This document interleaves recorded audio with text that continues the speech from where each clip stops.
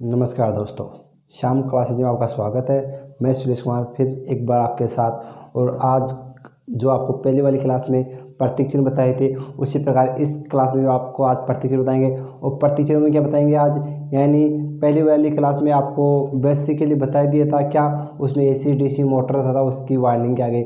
आज बताएंगे आपको क्या, यानी आपके एसी मोटर के स्टार्टर तथा आपकी ट्रांसफार्मर की वाइंडिंग के सिंबल यानी प्रतीक चिन्ह बताएंगे।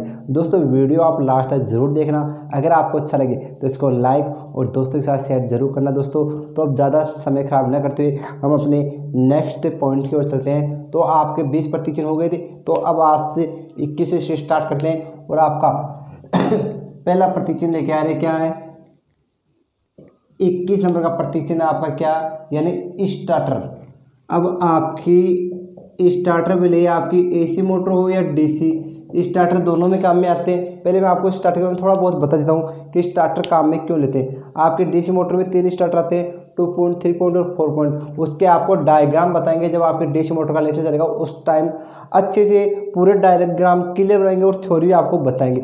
इसके अलावा मैं आपको बता दूं दोस्तों कि आपकी एसी मोटर की स्टार्ट अब ये क्यों काम में लेते हैं। डीसी मोटर में बता दूं पहले कि डीसी मोटर में क्या होता है कि आपके बैक स्टार्टिंग में बैक ईएमएफ का मान 0 होता है तथा आर्मेचर का प्रतिरोध कम होता है। इसी कारण डीसी मोटर में हम स्टार्टर काम लेते हैं। तथा एसी मोटर में बात करें स्टार्टर के लिए, तो उसमें स्टार्टिंग करंट को कंट्रोल करने के लिए हम स्टार्टर काम में लेते हैं। यानी आप स्टार्टर को, आपकी मोटर है उसको लगाओ 58% करंट स्टार्टिंग में देना पड़ता है। अगर आप पूरा करंट दे दोगे तो उसकी वार्निंग जल सकती है। तो इस वार्निंग के जलने के खतरे के कारण हम स्टार्टर काम लेते हैं। तो सबसे पहले अगर आपको स्टार्टर ही पूछे प्रतीक चिन्ह, तो आपने मैसेज बॉक्स देखा होगा मोबाइलों में, तो वो मैसेज बॉक्स से आपको बनाना, कुछ नहीं बनाना है। तो ओनली अगर आपको पूछिए सामान्य स्टार्टर, यानी मैं तो यहाँ पर आपको ये बता रहा हूँ स्टार्टर, लेकिन वहाँ पर दिया हुआ है यानी स्टार्टर यानी परिवर्तक का सामान्य चिन्ह क्या होता है। तो आपके स्टार्टर का स्टार्टर सामान्य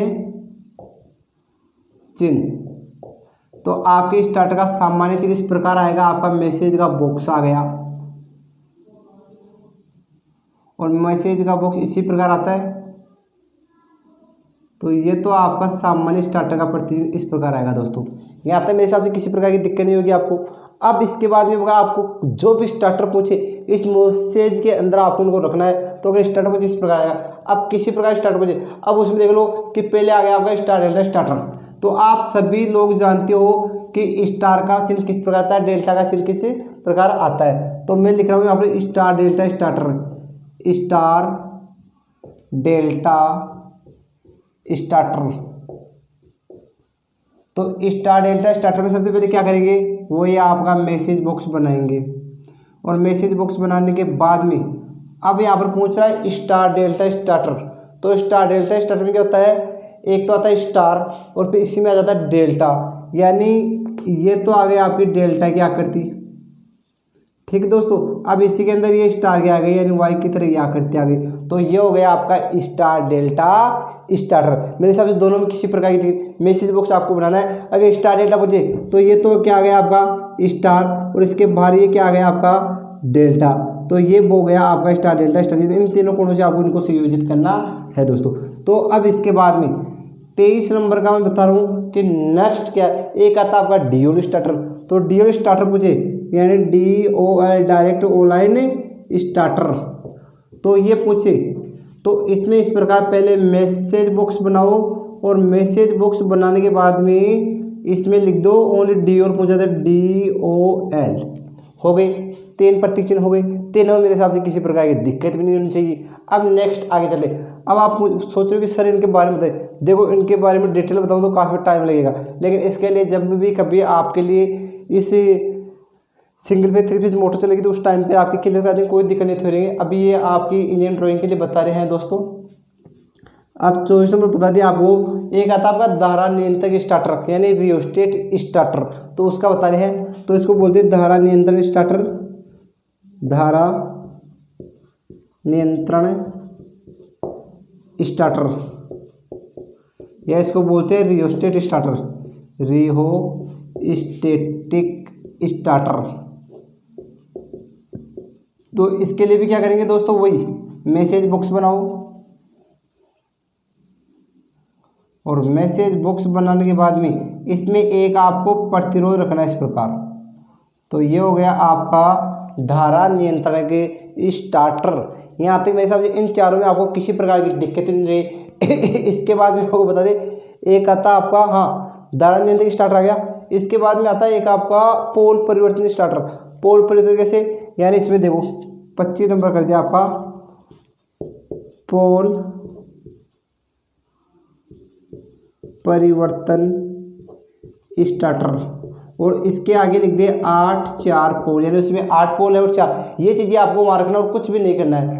तो ये तो आपका मैसेज बॉक्स आ गया। मैसेज बॉक्स आने के बाद में ये स्टार्टर का इस प्रकार आ गए, और इसमें तो 8 और 4 पोल। तो ये हो गया आपका पोल परिवर्तक स्टार्टर, यानी इसमें 8 और 4 क्या है, पोल है दोस्तों। यहाँ से मेरे इसके हिसाब की दिक्कत नहीं है। अब एक आता है आपका ऑटो ट्रांसफार्मर स्टार्टर।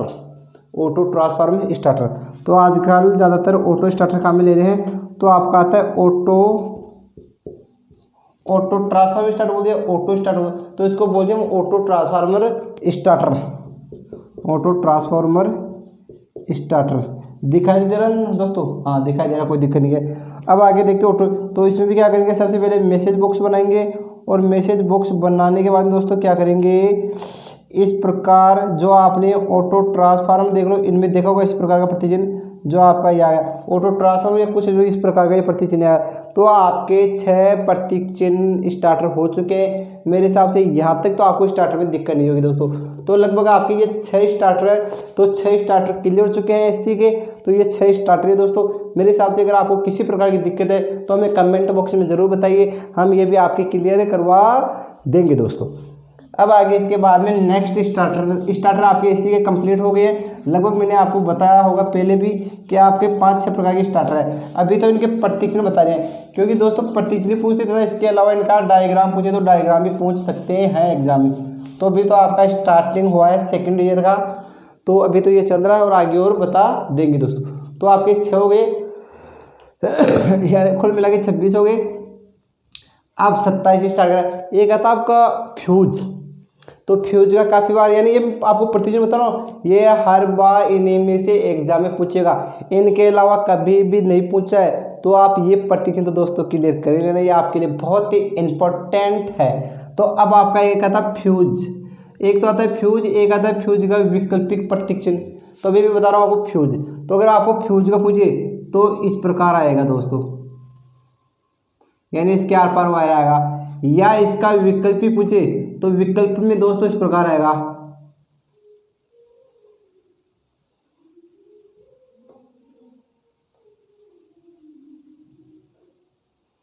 और विकल्प पूछे तो इस प्रकार का प्रतीक चिन्ह आएगा। यहाँ तक किसी प्रकार की दिक्कत नहीं है। तो ये तो हो गया आपका फ्यूज। अब इसके बाद में कर रहा हूँ आपके ट्रांसफार्मर। फ्यूज क्या करता है, परिपथ की सुरक्षा करता है, और कहाँ लगता है, ये फेज के श्रेणी क्रम में लगता है, कभी भी न्यूट्रल में नहीं लगता, ये जीवित तार में ही लगता है दोस्तों। अब इसके बाद में आगे बात करें तो अब आप क्या आते हैं, ट्रांसफॉर्मर, यानी मैं वैसे लिख दूँ ट्रांसफॉर्मर। और ट्रांसफॉर्मर का आपको पूछे, अब ट्रांसफार्मर क्या पूछेगा, ट्रांसफार्मर 2 पृथक वाइंडिंग वाला, ट्रांसफार्मर 3 पृथक वाइंडिंग वाला, अलग अलग पूछेगा। तो आपका पहला ट्रांसफार्मर 2 पृथक वाइंडिंग वाला, ट्रांसफार्मर 2 पृथक वाइंडिंग वाला। तो आपको 2 पूछे तो देखो, एक वाइंडिंग ये आ गई, एक वाइंडिंग ये आ गई, या इसके अलावा आपका एक वाइंडिंग तो ये आ गई, और दूसरी वाइंडिंग आपकी ये आ गई। तो इस प्रकार ये आपकी 2 गई, एक प्राइमरी एक सेकेंडरी। तीसरा आपको अगला पूछ सकता है, ट्रांसफॉर्मर 3 पृथक वाइंडिंग वाला, 3 पृथक वाइंडिंग वाला, और 3 पृथक वाइंडिंग पर पूछा है तो इसमें 3 पृथक वाइंडिंग अलग अलग वाइंडिंग आएंगी दोस्तों इस प्रकार। तो इसमें इस प्रकार भी आ सकता है, 1 2 3 4, 1 2 3 4, और 1 2 3 4। तो इस प्रकार ये आपका एक ही प्रतीक चिन्ह हो जाएगा। तो ये आपका 3 पृथक वाइंडिंग वाला ट्रांसफार्मर ये है। अब इसके अलावा एक आता आपका auto transformer. Auto transformer start होगा, अब देखो ऑटो ट्रांसफार्मर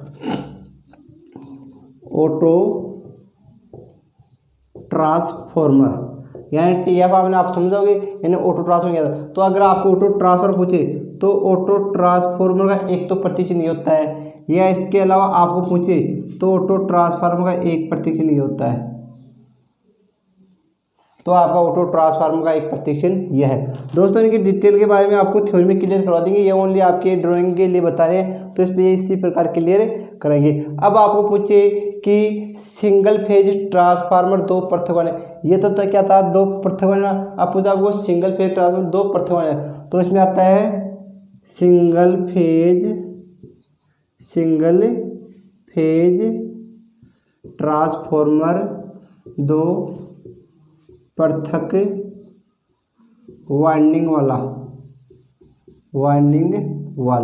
तो इसमें क्या होता है दोस्तों, एक तो ये पूरी वाइंडिंग आ जाएगी, एक हाफ वाइंडिंग आ जाएगी, और इसमें दो वायर ये आ जाएंगे। तो दो वाइंडिंग वाला ट्रांसफार्मर, यहाँ सिंगल फेज ट्रांसफार्मर दो पृथक वाइंडिंग वाला ट्रांसफार्मर। यहाँ तक मेरे हिसाब से दोस्तों आपको किसी प्रकार की दिक्कत होगी, तो यहाँ तक ये क्लियर हो चुका है। अब इसके अलावा आगे आपको पूछे तो ये दो तो क्लियर है। अब अगर इसके आगे आपको पूछे कुछ भी, कि एक पूछे 3 फेज ट्रांसफार्मर दो पृथक वाइंडिंग के साथ, तो इसमें दो पृथक वाइंडिंग, आगे पूछे स्टार जिगजैग, तो ट्रांसफार्मर क्या है, 3 phase transformer, 3 phase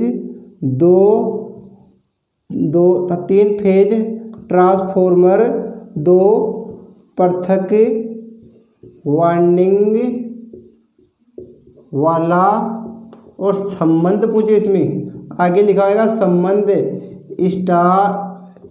star zigzag.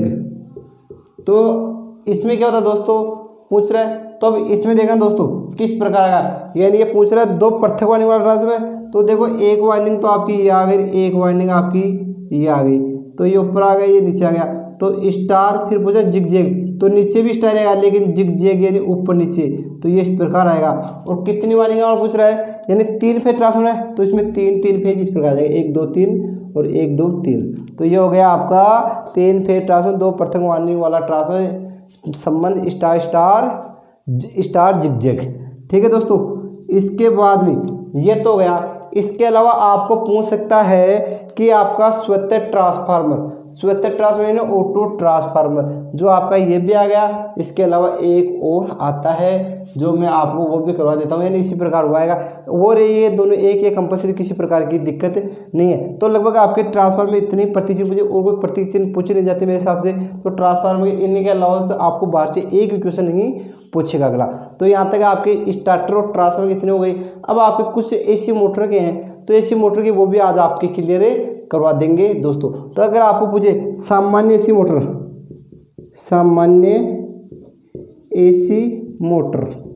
तो अगर सामान्य AC मोटर, तो AC याद आएगा और AC का ये आ गया, तो आपकी सामान्य AC मोटर आपकी ये आ जाएगा। इसके अलावा पूछ ले आपको प्रतिकर्षण मोटर, और प्रतिकर्षण मोटर क्या बोलते हैं, रिपल्शन मोटर, तो ये आपकी प्रतिकर्षण मोटर। अब देखो M यानी तो आपकी मोटर होगी दोस्तों, सही है, M यानी मोटर आएगी, उसमें M लिख दो, AC का प्रतीक से लगा दो, सिंगल फेज लिख रहा है, क्योंकि प्रतिकर्षण मोटर कौन सी होती है आपकी, सिंगल फेज की ही होती है। तो M सिंगल फेज ये, और ये आपका ये आ गया। यहाँ तक किसी प्रकार दिक्कत नहीं है। आगे देखो दोस्तों, ये इसका संयोजन इससे हो रहा, और ये बाहर, तो यहाँ तक इसी प्रकार ये हो गया। तो आपकी प्रतिकर्षण मोटर ये इस प्रकार की होती है। मेरे हिसाब से आपको किसी प्रकार की दिक्कत नहीं होनी चाहिए दोस्तों। अब इसके आगे मैं चलूँ और आगे बात करूँ दोस्तों, तो प्रतिकर्षण के बाद में आती है आपकी एक, वो कौन सी आती है, देखो दोस्तों नाम हो गया, तुल्यकालीन मोटर, यानी तुल्यकालीन मोटर।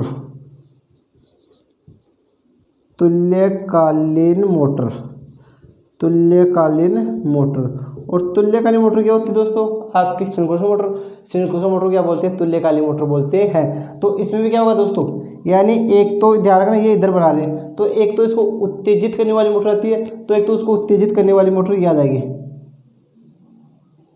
ये उत्तेजित करने वाली मोटर आ गई। इसके बाद दोस्तों ये तो उत्तेजित करने वाली, अब इसके बाद मोटर आती है, तो M यानी मोटर लिख दो, उसमें सिंगल फेज लिख देना, तो M ये सिंगल फेज, और ये इस प्रकार ये आ गई, और इसका संयोजन इससे इस प्रकार। तो ये हो गया आपकी तुल्यकालिक मोटर, यानी सिंक्रोनस मोटर। यहाँ तक हो गए। एक आता आपका तुल्यकालिक परिवर्तक, यानी सिंक्रोनोस्कोप, वो भी देख लो। तुल्यकालिक परिवर्तक,